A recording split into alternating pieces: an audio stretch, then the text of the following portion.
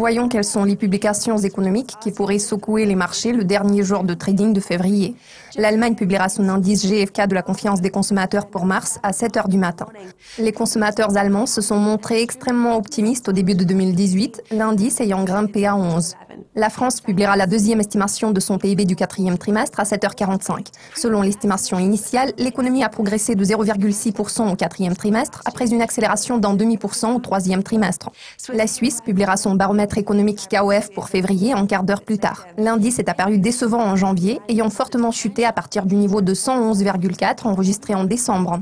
Une publication de haute importance, notamment le rapport allemand sur l'emploi pour février, sera disponible à 8 h 55. L'année a démarré sur une note positive puisque le taux de chômage a reculé à 5,4%. À 10 h, les traders de l'euro surveilleront de près l'IPC flash de la zone euro pour février. L'inflation a poursuivi son ralentissement en janvier après avoir atteint la barre des 2% l'année dernière.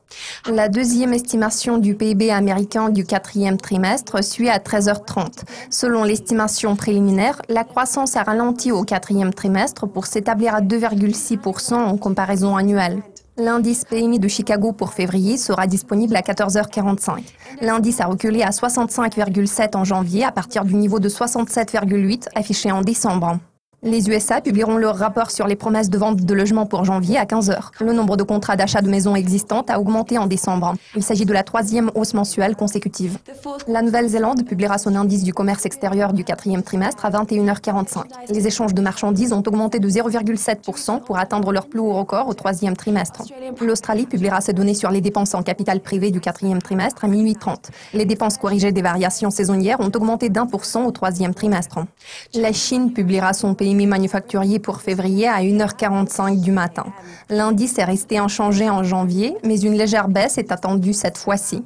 Je suis Jessica Walker. Cela conclut le calendrier économique de mercredi. Le prochain aperçu portera sur les publications clés de jeudi. Au revoir.